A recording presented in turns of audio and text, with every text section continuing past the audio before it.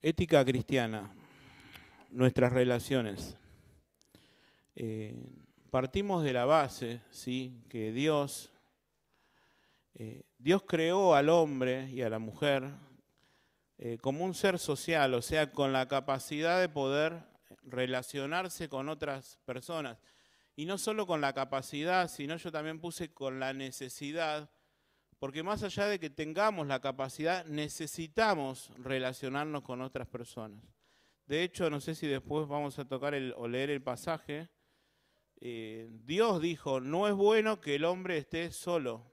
Y por ese motivo le creó una ayuda idónea que fue su esposa. Pero después vinieron los hijos, después vino una comunidad. Y hoy tenemos una comunidad de fe que es la iglesia. No quiero anticiparme, pero Dios dio la capacidad y la necesidad de relacionarnos principalmente con Dios, o sea, con Él, y también entre los seres humanos. Y vemos que el hombre podía relacionarse con Dios normalmente como lo hacemos nosotros entre personas, hablando antes de la caída, antes que Adán y Eva cayeran en pecado, Dios podía y Adán y Eva podían relacionarse entre sí normalmente como lo hacen unas personas. Y cito ahí en el apunte, que lo podemos leer, Génesis 2:24. Dice, por tanto dejará el hombre a su padre y a su madre y se unirá a su mujer y serán una sola carne. Y dice, y estaban ambos desnudos, Adán y su mujer, y no se avergonzaban, no estaban en pecado. Y dice Génesis 3:8, todos estos textos los tienen en el apunte. Y oyeron la voz de Jehová, Dios, que se paseaba en el huerto. O sea, Dios se paseaba en el huerto. Y ellos oían la voz de Jehová. Ahora eso no sucede. Nosotros no podemos, quizás audiblemente, como yo les estoy hablando ahora, y ustedes escuchando, oír la voz de Dios. Bueno, Adán y Eva podían hacerlo. Y tenían una perfecta relación. Y tenían Adán y Eva entre ellos una perfecta relación. Bueno, esa relación se vio truncada, se vio afectada y se vio afectada por el pecado. Y seguimos leyendo el pasaje de Génesis.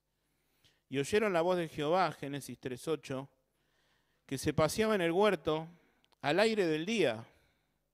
Y el hombre y su mujer se escondieron de la presencia de Jehová. Hubo ya algo que se interponía entre la relación de Dios y Adán y Eva, o el ser humano. Se escondieron de la presencia de Jehová entre los árboles del huerto. Mas Jehová, Dios, llamó al hombre y le dijo, ¿dónde estás tú? Y él le respondió, oí tu voz. O sea, podían oír la voz en el huerto y tuve miedo porque estaba desnudo y me escondí. Y Dios le dijo, ¿quién te enseñó que estabas desnudo? ¿Has comido del árbol del que yo te mandé que no comieras? Y el hombre respondió, la mujer que me diste por compañera me dio del árbol y yo comí. Vimos que esa relación que tenían con Dios fue interrumpida a causa del pecado, pero también se rompió la relación entre, en este caso, su esposa, no había más personas. Entonces la relación con Dios se vio truncada, por ende la relación con las otras personas, que en este caso era su esposa, también.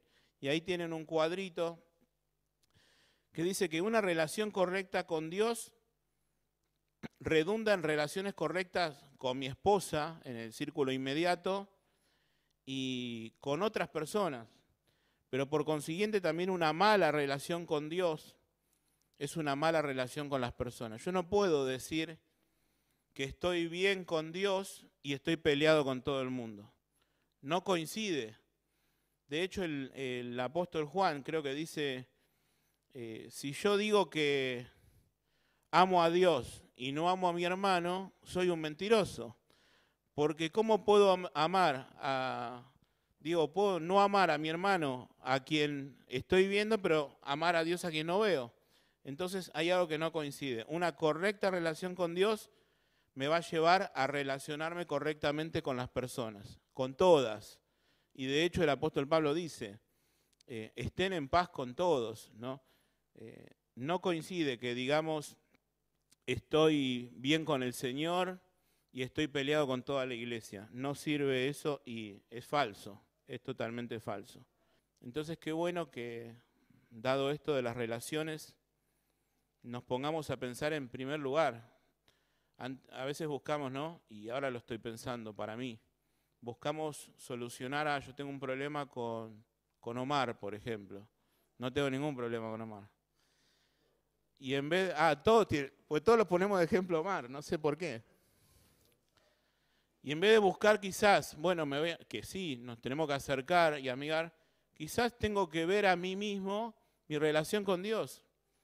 Quizás Omar no hizo nada malo y a mí me molestó porque yo tengo algo en mi relación con Dios que no está bien. Y eso me lleva a que me molesten cosas que no necesariamente estén mal.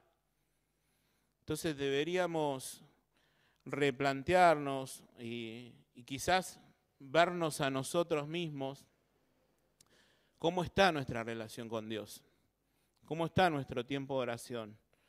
Y pensar esto, ¿no? Una correcta relación con Dios, u oramos, o sea, yo tengo a mi esposa, y vos quizás tenés la tuya, o tu esposo, o amigo. Señor, ayúdame a llevarme bien con tal persona. Ayúdame a llevarme bien con mi esposa. Y bueno, quizás la consigna es mejorar nuestra relación con Dios. Es directamente proporcional. Pero el Señor Jesús vino a restaurar primeramente nuestra relación con Dios y por consiguiente nuestra relación con los demás. En el apunte tienen un pasaje en Romanos 5:10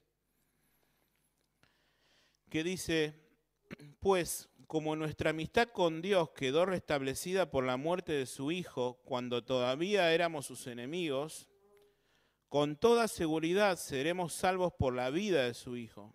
Así que ahora podemos alegrarnos por nuestra nueva y maravillosa relación con Dios, gracias a que nuestro Señor Jesucristo nos hizo amigos de Dios. El sacrificio de su Hijo, el Señor Jesucristo, restauró eso que estaba roto en el Edén.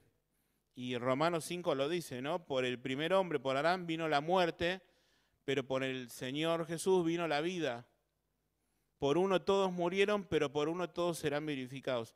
Y acá el apóstol dice, esa relación de enemistad, y nombra la palabra enemigos, y éramos enemigos contrarios a Dios, el Señor Jesús hizo posible que fuera restaurada. Y gracias al Señor Jesucristo, dice, nos hizo amigos de Dios. Y quizás antes, y ahora también una segunda reflexión que me viene a la mente, de pensar en relacionarnos, o yo no tengo amigos, o no me llevo bien con nadie, pensar cómo está nuestra relación con Dios, porque quizás no tenés ninguna relación con Dios. El venir a la iglesia no te da una relación con Dios. Eso se da en la intimidad, estando, como dice el Señor Jesús, tú y Él solos. Y cerrada la puerta, ahora tu Padre, y tu Padre que ve en los secretos te recompensará. Entonces, deberíamos pensar primeramente, antes de en cualquier relación, en nuestra relación con el Señor. Pero vemos y vamos avanzando en todo esto de las relaciones. Hay algunos dormidos y no traje la bocina. A diario, de manera constante, vemos la necesidad de relacionarnos con otros y también de la manera evidenciamos esa necesidad muchas veces con nuestro pecado. Y doy el versículo de Santiago que dice, ¿de dónde vienen las guerras y los pleitos entre vosotros? Santiago 4:1. ¿No es de vuestras pasiones las cuales combaten en vuestros miembros? Pensamos muchas veces que el problema que tengo con mi hermano es del otro, porque el otro me hizo tal cosa, porque el otro me hizo sufrir, porque y decimos de todo, ¿no? Me las va a pagar o ya el Señor se va a encargar. Y acá Santiago, el hermano del Señor, dice que viene de nosotros mismos, no viene del otro. ¿De dónde vienen los pleitos entre vosotros? ¿No es de vuestras pasiones las cuales combaten en vuestros miembros? Codiciáis y no tenéis, matáis y ardéis de envidia y no podéis alcanzar. Y acá hago una pregunta en el apunte que dice, ¿a la gente le gustaría relacionarse con vos? No, cada uno se la tiene que responder, ¿no?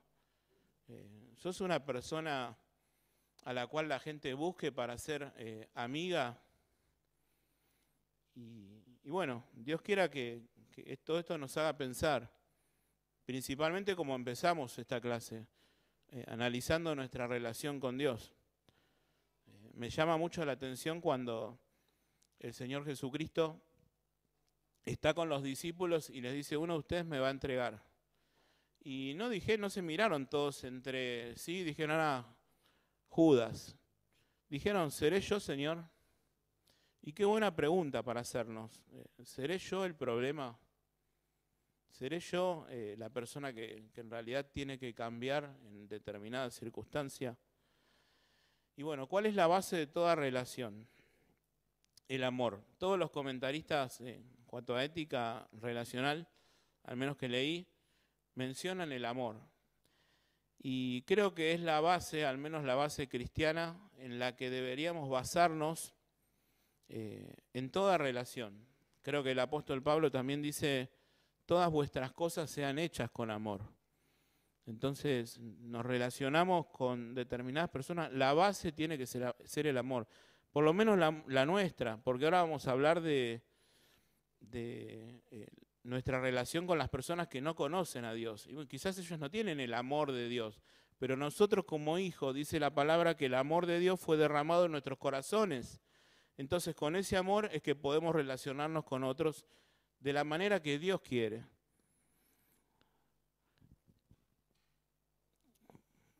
Romanos 13:8, esto lo tienen en el apunte. No debáis a nadie nada, sino el amaros unos a otros. Es un deber el hecho de relacionarnos por medio del amor. Porque el que ama a su prójimo ha cumplido la ley, porque no adulterarás, no matarás, todos los mandamientos. ¿Se acuerdan el joven rico que dice, yo todo esto lo he guardado de mi juventud, pero el Señor tiene un mandamiento superior? No hurtarás, no dirás falso testimonio, no codiciarás y cualquier otro mandamiento. En esta sentencia se resume, amarás a tu prójimo como a ti mismo. En cierta ocasión, creo que esto lo decíamos el otro día, al Señor se le acercaron y le preguntaron, ¿cuál es el mandamiento más importante? Y bueno, Él dijo, amarás al Señor tu Dios, el primer mandamiento, con todo tu corazón, con toda tu alma, con toda tu mente, con todas tus fuerzas. Y el segundo es semejante, eso sí lo tienen en el apunte, Mateo 22:39. Amarás a tu prójimo como a ti mismo. Es un mandamiento. Pablo lo ponía como un deber, o sea, no debáis a nadie nada, sino el amaros unos a otros. El amor es un deber en el cristiano, no está negociando, bueno, a algunas personas podés amar y a otras no. Y amar no es el sentimiento de decir extraño a tal persona, es la predisposición de bien obrar o la voluntad de bien obrar como el Señor lo hizo por nosotros. Y de hecho el Señor Jesús en Juan 13:34, que también lo tienen ahí, dice, un nuevo mandamiento os doy, que os améis unos a otros como yo los he amado. O sea, el Señor lo hizo primero y por ende lo pide que lo hagamos nosotros. A mí me llama también la atención, Lucas dice esto, las cosas que Jesús vino a hacer y a enseñar. Y nunca el Señor no nos va a pedir algo que no haya hecho antes. Y dice, ámense unos a otros como yo los he amado. Que también os améis unos a otros. Y en esto conocerán todos que sois mis discípulos si tenéis amor los unos con los otros. ¿Cuál es la manera en que los demás, la gente que no conoce al Señor, vean y conozcan del amor de Dios, amándonos entre nosotros? Es lo que dice la palabra de Dios. Algunas generalidades, por ejemplo, la creación, o sea, el momento de la creación en comunidad. Esto lo habíamos mencionado. Ya todo lo que vamos a ver más o menos lo resumimos al principio de la clase. El Señor dice, no es bueno que el hombre esté solo. Ahí lo tienen en negrita. Y nos muestra la manera en la que Dios nos creó con una naturaleza que necesita la compañía, necesita relacionarse y todos lo necesitamos. Relaciones interpersonales.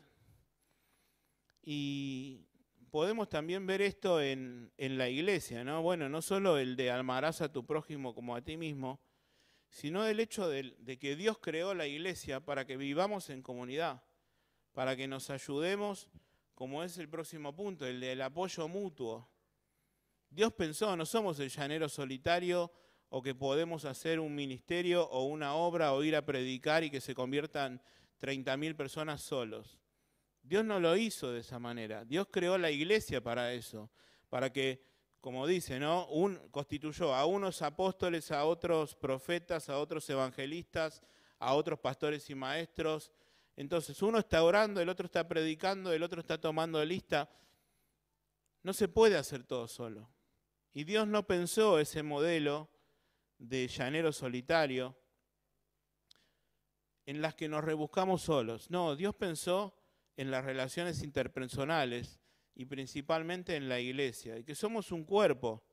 Lo vamos a leer en un momento. Incluso mostrar amor a nuestros enemigos, ¿no? Al Señor también se le acercaron y le preguntaron, bueno, ¿quién es mi prójimo? Y él contó la historia llamada por nosotros el buen samaritano, en la que venía un hombre que fue asaltado y dice que pasó un sacerdote y siguió de largo, una persona que conocía de Dios y no hizo nada, lo vio ahí tirado moribundo y dijo, mejor no me meto, no es un problema mío, algo habrá hecho para estar así, se lo merece. Dice que pasó un levita, una persona que servía en el templo y lo mismo. Después dice que pasó un samaritano, alguien que era contrario al pueblo judío, que no se podían ni ver. De hecho, cada vez que los judíos querían pasar por una zona cercana a Samaria, la esquivaban y después seguían de largo. Pero dice que el samaritano usó de misericordia. Y el Señor pregunta, ¿quién es el prójimo, el que usó de misericordia? Entonces ve y haz tú lo mismo. Él es un llamado de Dios y es una obligación, no está negociado el amor, la misericordia, la compasión en nuestras relaciones interpersonales. Bien, avanzamos. Nuestra vida en la comunidad cristiana, nuestras relaciones, en primer lugar, en nuestra comunidad cristiana, que es la iglesia, ¿sí? Y acá doy 3 puntos. Koinonía, que es comunión, es la palabra griega para referencia a comunión, la unidad y el unos a otros. Vamos a tratar de avanzar medio rapidito. La comunión o la koinonía es un aspecto vital en la vida cristiana. O sea, así como Dios creó al hombre con la necesidad de relacionarse con las personas, al crear la iglesia y al nosotros tener una nueva relación con Dios, una nueva naturaleza, reivindicamos el modelo que quedó frustrado en el Edén. Adán y Eva pecaron, esa relación se rompió con Dios y se rompió entre ellos, y ahora el Señor Jesús, como leímos, nos hizo amigos de Dios y podemos no solo relacionarnos con Él, sino también en la iglesia en comunión. Y solo eso lo hace el Señor. Vos no estás, ni yo, en comunión con los demás porque sos bueno, porque soy bueno, porque hice determinada cosa, sino porque el Señor lo hizo. Y vamos a tocar el pasaje de 1 Corintios 1:9. Dice, fiel es Dios, por el cual fuisteis llamados a la comunión con su Hijo. Acá, en primer lugar, ¿no? Comunión con Dios, con su Hijo Jesucristo. ¿Está dividido Cristo? Os ruego pues, hermanos, por el nombre de nuestro Señor Jesucristo, que habléis todos una misma cosa y que no haya entre vosotros divisiones, y lo que le pide el apóstol, ¿no? Sino que estéis perfectamente unidos en una misma mente y en un mismo parecer, comunión y unidad. Y miren lo que dice el versículo de Efesios 4:3, solícitos, o sea, prestos, con una voluntad de guardar la unidad del Espíritu en el vínculo de la paz. comunión y unidad. Es lo que Dios espera de la iglesia, de cada uno de nosotros. Nosotros somos la iglesia, aquellos que hemos recibido a Cristo como Salvador. Y doy un versículo ahí que muestra qué es la iglesia, ¿no? Y lo usamos siempre cuando nos referimos a la iglesia. En Hechos 2:42. Y perseveraban en la doctrina de los apóstoles, en la comunión unos con otros, en el partimiento del pan y en las oraciones. Y acá está, no solo obviamente la doctrina de los apóstoles, la enseñanza, que eran las enseñanzas de Jesús, la comunión, estar juntos, el partimiento del pan y las oraciones. La iglesia funciona así, no funciona de otra manera. Dios pensó la vida en comunidad. Pero también hay una obligación mutua, no solo la verticalidad de relacionarnos con Dios, sino también el unos a otros. Y no puse todos los unos a otros porque no nos alcanzaría el apunte, pero sí puse algunos para que nos lleven a la reflexión si nosotros estamos fallando en esto. Romanos 12:5, así nosotros, siendo muchos, somos un cuerpo. Lo venimos diciendo, ¿no? Romanos 12:10, amaos los unos a los otros. Estoy en la página 3. Amaos los unos a los otros con amor fraternal. Bueno, la base de toda relación, como dijimos, ¿no? El amor. En cuanto a honra, prefiriéndonos los unos a los otros. ¿Qué significa? Preferir que mi hermano sea honrado antes que yo. Bueno, pero a mí no me pusieron. Bueno, pero quizás ese hermano Dios lo puso ahí. Preferir que mi hermano sea honrado antes que yo. Romanos 15:7. Por tanto, recibíos los unos a los otros como también Cristo nos recibió. Romanos 16:6. Saludaos los unos a los otros. A veces pasa, y es bueno que toquemos este versículo, lo pongo a Mati, que es amigo mío. Yo por ahí no te cruzo casi nunca, porque no sé, no tenemos cosas que hacer. Yo no lo escucho a Mati que diga, Rubén no me saludó, o che, Mati no me saludó. Si yo no te saludé, seguro que Mati se acerca a saludarme a mí. Si alguien no te saludó, no hagas un problema. Vení a saludarlo vos al hermano, porque ese hermano por ahí está con otros problemas, o está con un problema personal, y quizás está pensando en otra cosa, y vos pensás, no me saludó porque está peleado, porque piensa tal. No, si tal hermano no te saludó, y vos te das cuenta, saludaos unos a otros, no esperés que te vengan a saludar, saludalo vos. Y vamos a estar cumpliendo lo que dice la palabra, del unos a otros. 1 Corintios 11:33, así que hermanos míos, cuando os reunís a comer, esperaos unos a otros. Gálatas 5:13, servíos por amor los unos a los otros, el servir. Qué importante es servirnos. Gálatas 6:2, sobrellevad los unos las cargas de los otros y cumplid así la ley de Cristo. No, este no es mi problema. Este se buscó esto, que se las arregle solo. No es el modelo de Dios. Sobrellevad los unos las cargas de los otros y así vamos a estar cumpliendo la ley de Cristo. ¿Querés cumplir la ley de Cristo? Hacésela más ligera la carga, porque el otro quizás cometió equivocaciones, tiene cargas, pero vos podés ayudarlo a sobrellevarlas. Al Señor, de hecho, le ayudaron a cargar su cruz. ¿Vos estás ayudando a cargarle la cruz a alguien? Efesios 4:2, con toda humildad y mansedumbre, soportándonos, qué difícil es soportarnos, con paciencia los unos a los otros en amor. Paciencia y amor. ¿Cómo soportamos al otro? Con paciencia y con amor. Colosenses 3:16, la palabra de Cristo mora en abundancia en vosotros, enseñándonos, exhortándonos unos a otros en toda sabiduría, con la verdad de Dios, cantando con gracia en vuestros corazones al Señor, con salmos e himnos y cánticos espirituales. 1 Tesalonicenses 3:12, y el Señor os haga crecer y abundar en amor, unos para con otros y para con todos, dice, no, para con todos menos para el que está allá en la punta, para con todos. Como también lo hacemos nosotros para con vosotros. Primera Tesalonicenses 4:9. Pero acerca del amor fraternal no tenéis necesidad de que los escriba porque vosotros mismos habéis aprendido de Dios que os améis unos a otros. Los vamos a leer todos, ya quedan poquitos. Primera Tesalonicenses 5:11. Por lo cual, animaos. ¿Cuánto necesitamos ser animados, hermanos? Quizás alguien viene cargado a la iglesia con problemas, con aflicciones, y necesitas vos animarlo y yo necesito animar al otro. Esta semana hablaba con mi cuñado Matías y tocábamos el pasaje en el que Caín, hablando con el Señor, ya había matado a su hermano. Dice, ¿acaso soy yo guarda de mi hermano? Dice Caín.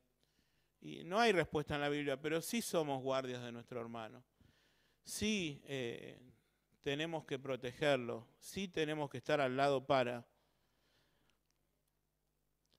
Por lo cual, animaos unos a otros y edificaos unos a otros, así como lo hacéis. Hebreos 10, 24 y 25. Y considerémonos unos a otros para estimularnos al amor y a las buenas obras. Esta palabra estimular, ahora no me acuerdo cómo es en el griego, pero significa provocar. ¿Viste cuando una persona te provoca a que te enojes? Vos sabés que le decís una palabra a tu esposa y ya sabés que va a explotar la bomba atómica. Es esa palabra. Y Pablo la usa al revés. En vez de provocar a lo malo, dice provocar a lo bueno. ¿Está bueno? Provocar al amor y a las buenas obras. Hace que la otra persona pueda amar. Hace que la otra persona pueda tener buenas obras. No dejando de congregarnos como algunos tienen por costumbre, sino exhortándonos y tanto más cuanto veis que aquel día se acerca. Santiago, que era el hermano del Señor, 5:16 dice, confesaos vuestras ofensas unos a otros y orad unos por otros. Creo que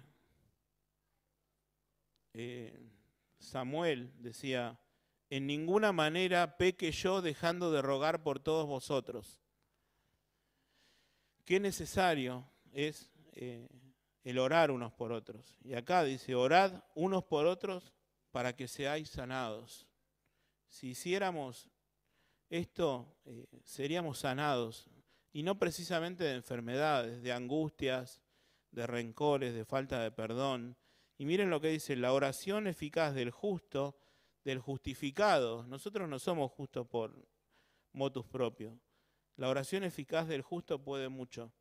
Siempre cuento, la he contado varias veces acá y me atrevo a contarla porque Cosme hoy no está presente. Es una persona que te dice, bueno, estoy orando por vos, ¿tenés algún motivo? Y hace unos años yo me tenía que mudar y no estábamos consiguiendo una casa. Y me dice, voy a estar orando por eso. Y yo me olvidé y conseguí casa y todo. Ya estaba remudado, pasaron 2 meses y Cosme me dice, ¿y conseguiste casa? Yo sigo orando por eso. Y yo estoy convencido que lo pude hacer por la oración. Y qué importante que es orar unos por otros. 1 Pedro 4:9, hospedaos los unos a los otros sin murmuraciones. Nuestras relaciones con los no cristianos. Bueno, Dios nos llama a ser sal y luz. Ahora vamos a leer estos pasajes. ¿Podemos ser amigos de gente que no conoce a Dios? Esta pregunta que la ponemos ahí en el apunte. ¿Podemos tener amigos no cristianos? ¿Qué pregunta? Y también nuestras relaciones con la gente que no conoce a Dios son para dar testimonio. Vamos a ver qué nos dice cada punto. Nosotros somos llamados, como el Señor Jesús lo dice en el Sermón del Monte, a hacer sal y a hacer luz, a ponerle sabor a este mundo que está podrido, que está amargado, que está en tinieblas, y nosotros deberíamos por lo menos como cristianos dar y reflejar la luz de Cristo. Y Mateo 5:13 dice, vosotros sois la sal de la tierra, pero si la sal pierde su sabor, ¿con qué será salada? No sirve más para nada, sino para ser echada fuera y pisoteada por los hombres. Vosotros sois la luz del mundo. Una ciudad sentada sobre un monte no se puede esconder.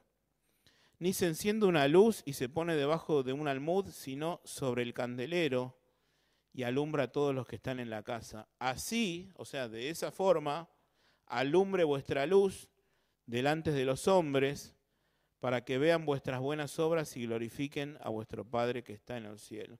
Nuestras relaciones con la gente que no conocen a Dios tiene que tener un propósito. Principalmente reflejar y mostrar que nosotros tenemos al Señor. Y doy un pasaje que lo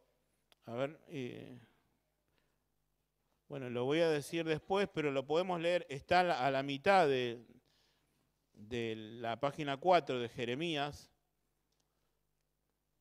15:19. Al final le dice, tienes que influir en ellos, no dejes que ellos influyan en ti. ¿Podés tener amigos cristianos? Bueno, ahora lo vamos a responder. La respuesta es que sí, pero no dejes que ellos te influyan a vos en lo malo, sino influílos vos en lo bueno. Seguimos al principio de la página 4, ¿sí? Filipenses 2:14. Hagan todo sin murmuraciones y contiendas, para que seáis irreprensibles y sencillos hijos de Dios, sin mancha, en medio de una generación maligna y perversa, en medio de la cual resplandecéis como luminares en el mundo. ¿Y de qué manera? Ha sido de la palabra de vida. Lo mismo que decía el Señor, lo dice el apóstol Pablo. Estamos en una generación oscura, lo era en aquel momento y ahora lo es mucho más. Bueno, ¿qué tenemos que hacer nosotros? Ser luminarias, ser luces en medio de la oscuridad. Y respondemos la segunda pregunta. ¿Se puede ser amigo de personas no cristianas? Bueno, al Señor se lo relacionaba con personas no solo no cristianas, sino de dudosa moralidad. Y se lo acusaba de comer con publicanos, que eran los recaudadores de impuestos, alguien muy mal visto en ese tiempo y aún hoy, y pecadores. Y él no se aislaba de ese tipo de personas, no estaba con los justos, con los santos, con los que se creían buenos, sino con aquellos que realmente reconocían su necesidad de Dios y estaban rotos, eran pobres espirituales. Pero también esa relación, al menos hablando del Señor Jesucristo, nunca él se vio afectado por esa relación. Acá yo pongo en el apunte, sin embargo también se nos advierte en la Biblia sobre la importancia de tener cuidado con las influencias. Si bien podés relacionarte con gente que no conoce al Señor, mire lo que dice 1 Corintios 15:33. No se dejen engañar, las malas compañías corrompen las buenas costumbres. Por lo tanto, mientras que la amistad con personas que no comparten nuestra fe puede ser positiva en cuanto a nosotros compartirles del Señor, compartir una vida de ser luz para que la otra persona pueda creer en el Evangelio, también debemos ser conscientes de que esas relaciones pueden influir en nuestra vida espiritual. Debemos tener un equilibrio, ¿no? Pablo le decía a Timoteo, tú sé sobrio en todo, ser equilibrado, para que no esa influencia que vos querés dar no termine siendo influencia negativa para vos.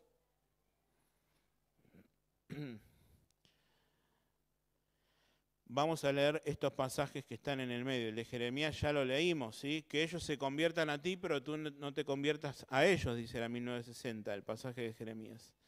Lucas 5:27, después de estas cosas salió y vio a un publicano llamado Leví, Mateo, el que escribió el Evangelio de Mateo, sentado en el banco de los tributos públicos, y le dijo, sígueme. Y dejando todo, se levantó y le siguió. Y Leví le hizo gran banquete en su casa. Y el Señor fue, no dijo, no, yo no me junto con pecadores. El Señor fue, y había mucha compañía de publicanos y de otros que estaban a la mesa con ellos. Y los escribas y fariseos, los religiosos del momento, murmuraban contra los discípulos diciendo, ¿por qué comen y beben con publicanos y pecadores? Ellos jamás se les hubiera ocurrido ni siquiera golpear la puerta. Y si lo hacían tenían que lavarse las manos. Y respondiendo Jesús le dijo, los que están sanos no tienen necesidad de médicos sino los enfermos. No he venido a llamar a justos sino a pecadores al arrepentimiento. Y este pasaje que doy de Lucas 7:34 dice, vino el Hijo del Hombre que come y bebe y decís, este es un hombre comilón, bebedor de vino, amigo de publicanos y pecadores. Se puede tener amigos que no conocen a Dios, pero tenemos que guardarnos de la influencia que ellos pueden provocar en nosotros. Que ellos se conviertan a ti, pero tú no te conviertas a ellos. Y también lo hacemos por testimonio, para dar testimonio, ¿no? Estoy leyendo los pasajes rápido porque aparte los pasajes hablan ya con claridad de todo esto que estamos diciendo. Por ejemplo, 1 Pedro 3:15, más bien honren en su corazón a Cristo como Señor, estén preparados para responder a todo el que pida razón a compartir el Evangelio, pero háganlo con gentileza y con respeto. Romanos 12:18, si es posible, a veces no es posible, pero en lo que dependa de nosotros, vivan en paz con todos. A veces no es posible por la otra persona, pero en lo que depende de mí, Dios me pide que procuremos la paz. Filipenses 4:5, vuestra gentileza sea conocida de todos los hombres, el Señor está cerca. Una vez un pastor amigo mío me dice, Rubén, pensá en este texto, vuestra gentileza sea conocida, o sea, mostrate gentil con las personas porque el Señor está cerca. Y sí, el apóstol Pablo hace referencia a que el Señor está viniendo, pero si lo pensamos en que el Señor está cerca, o sea, Dios se va a fijar cómo lo trato al hermano que está ahí porque el Señor está al lado. Guarda cómo tratamos al otro, lo que decimos al otro, porque el Señor está mirando. Y hablando del perdón y la compasión, esto también, al igual que el amor, que es, como dijimos, la base en cualquier relación cristiana, también debe ser algo distintivo en los hijos de Dios. Y el ejemplo perfecto también es el Señor Jesucristo. Mateo 6, 14, 15. Porque si perdonan a los hombres sus ofensas, os perdonará también a vosotros vuestro Padre Celestial. Pero si no perdonáis a los hombres sus ofensas, tampoco vuestro Padre os perdonará vuestras ofensas. La señal de un cristiano que ha sido perdonado por Dios es que puede perdonar a otros. Si vos no podés perdonar a otros, quizás no has recibido el perdón de Dios en tu vida y debes preguntarte si sos un hijo de Dios. Porque de la manera que Dios te perdonó es como debes perdonar. Eso dice el versículo siguiente, Colosenses 3:12. Dado que Dios los eligió para que sean su pueblo santo y amado por Él, ustedes tienen que vestirse de tierna compasión, de bondad, de humildad, de gentileza, de paciencia. Sean comprensivos con las faltas de los demás. Hundimos a aquel que se equivoca, hacemos como dicen las personas, leña del árbol caído, o somos compasivos. Acá el apóstol dice, sean comprensivos con las faltas de los demás. Y me estoy acordando del pasaje de Gálatas que dice, considerándote a ti mismo, no sea que tú también seas tentado. Ah, mirá lo que le pasó a tal, y por ahí podés ser tentado con eso o con algo peor. Entonces, seamos comprensivos con las faltas de los demás y perdonen a todo aquel que los ofendan. Recuerden que el Señor los perdonó a ustedes. ¿Cuál es la medida de mi perdón? Que el Señor me perdonó a mí. Ya está, no hay nada más que decir. Si el Señor me perdonó, yo tengo que perdonar. Así que ustedes deben perdonar a otros. Efesios 5:2, y andar en amor como también Cristo nos amó y se entregó a sí mismo por nosotros. Así como el Señor nos amó y se entregó, nosotros debemos andar también. Bueno, a ver si podemos llegar a tocar algún punto de Bueno, también aplica a nuestras relaciones cristianas respecto a no solo a las personas que no conocen a Dios, yo tengo que perdonar y demás, también tengo que perdonar a mi hermano y demás. Ética en conflicto. Acá yo doy 3 ejemplos, a ver cuál podemos llegar a tocar y pasamos al que sigue. Vamos a simplemente mencionarlos, después ustedes se quedan pensando y leyéndolo en su casa. David, Jonatán y Saúl. Saúl era el rey de Israel, Dios ya lo había desechado y había dicho que David, que no precisamente era su hijo, porque su hijo era Jonatán, dijo que David iba a ser el próximo rey de Israel, no iba a continuar la línea sanguínea de Saúl. Eso Saúl provocó mucha envidia a tal punto de querer matarlo. Y dice que lo buscaba para matarlo literalmente. ¿Y quién era el mejor amigo de David? El hijo de Saúl, Jonatán. Entonces entra en una relación conflictiva, porque yo soy mejor amigo de alguien a quien mi papá quiere matar. Entonces, ¿por qué pongo este ejemplo? Porque a diario nuestras relaciones también se ven en conflicto. Y no vamos a leer el pasaje porque es extenso, si querés leerlo en tu casa es muy precioso. David y Jonatán pudieron tener una relación correcta sin romper la lealtad de Jonatán y su padre. Se puede haciéndolo de acuerdo a Dios, sin traicionar, porque quizás podríamos decir, Jonatán traicionó a Saúl. No, siguió la relación bien porque es posible relacionarnos con lealtad. Jesús y la mujer samaritana. No solamente los judíos no se relacionaban con los samaritanos, sino que los hombres no se relacionaban con las mujeres y menos en público. Y el Señor lo hizo. Bueno, ¿se puede hacer? Sí, pero de la manera que Jesús lo hizo. Y el caso de Pedro y Pablo, vamos a dejarlo para que lo lean en sus casas. Como conclusión, vimos que la ética cristiana se basa en el amor, en la justicia. Cuando hablamos, ¿no?, de la justicia, de la verdad, la palabra de Dios siempre viene en paralelo, dice la misericordia y la verdad. A veces somos demasiado misericordiosos, y a todos nos pasa, y olvidamos la verdad, olvidamos hacer lo correcto. A veces somos muy estrictos y queremos hacer justicia, pero nos olvidamos de la misericordia.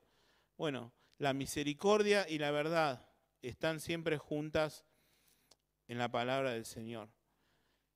El perdón, el respeto, los creyentes están llamados a vivir en comunión, a ser de testimonio a los que no conocen a Dios y a enfrentar estos desafíos éticos como los que planteamos con sabiduría, con compasión y guiados sobre todo por el Señor. Vamos a terminar leyendo estos pasajes y ya los libero. Terminé antes hoy, aunque todavía no terminé. Nada hagáis por contienda o por vanagloria, antes bien con humildad estimando cada uno a los demás como superiores al mismo. No mirando cada uno por lo suyo propio, sino cada cual también por lo de los otros. No pensar en nosotros mismos, pensar en el otro. Así es el modelo de Dios. Filipenses 2:20, hablando de Timoteo, pues a ninguno tengo del mismo ánimo y que tan sinceramente se interese por ustedes. Un modelo, Timoteo, que estamos estudiando los jueves, vengan los jueves 20:30. Pero Pablo hablaba de Timoteo y dice que tan sinceramente se interesa por ustedes. Nosotros nos interesamos con ese nivel porque todos buscan lo suyo propio y no lo que es de Cristo, el egoísmo. El egoísmo hace destrozos en las relaciones. Y como bien dijimos al principio, 1 Corintios 16:14, todas vuestras cosas sean hechas con amor. Les dejo el pasaje de 2 Corintios 7, 8 y 11 para que lo lean. Pablo había escrito 1 Corintios una carta muy dura. Estaban haciendo cualquier cosa en la iglesia y acá les está diciendo eso que provocó tristeza, que fueron disciplinados. Vamos a leerlo y termino con eso. 2 Corintios 7, 8, 11. Búsquenlo en sus Biblias, que no lo puse en el apunte. 2 Corintios 7, 8. Pablo los había disciplinado, había sido muy duro con ellos, está muy triste porque ya está, se olvidaron de mí, no me quieren más, no sirvió de nada, a ver si tendría que haber sido más misericordioso y menos con la verdad, cosas que por ahí se le pasaban por la cabeza, pero mandó a Tito a ver qué pasó con la carta, y Tito llega a Pablo y sucede esto. 2 Corintios 7, 8. Porque aunque os contristé con la carta, la primera, no me pesa, aunque entonces lo lamenté. Porque veo que aquella carta, aunque por algún tiempo los contristó, los puso triste a la disciplina, ahora me gozo, no porque hayáis sido contristados, sino porque fuisteis contristados para arrepentimiento. Esa relación se restauró. Porque habéis sido contristados según Dios, para que ninguna pérdida padecieseis por nuestra parte. Incluso el que estaba haciendo las cosas mal se arrepintió. Porque la tristeza que es según Dios produce arrepentimiento para salvación, de que no hay que arrepentirse. Pero la tristeza del mundo produce muerte. Porque he aquí esto mismo de que hayáis sido contristados según Dios, ¿qué solicitud trajo en vosotros? ¿Qué defensa, qué indignación, qué temor, qué ardiente afecto, qué celo, qué reivindicación? En todo os habéis mostrado limpios en este asunto. Eso que Pablo confrontó y tuvo que decir la verdad, aunque con misericordia, sirvió para que la relación sea restaurada. Terminamos y vamos a tener una palabra de oración. Te damos gracias, Señor, por tu palabra. En todo nos vemos versículos, pasajes que nos hablan de relacionarnos con otros y particularmente en todo fallamos, o al menos yo. Y ayúdanos, Señor, a poder obedecerte, a poder mirar al Señor Jesucristo, a poder seguir el ejemplo de tu palabra y poder relacionarnos primeramente contigo, Señor, y cada vez más depender de ti en todo, y eso va a redundar en nuestras buenas relaciones unos para con otros. En el nombre de Jesús, amén.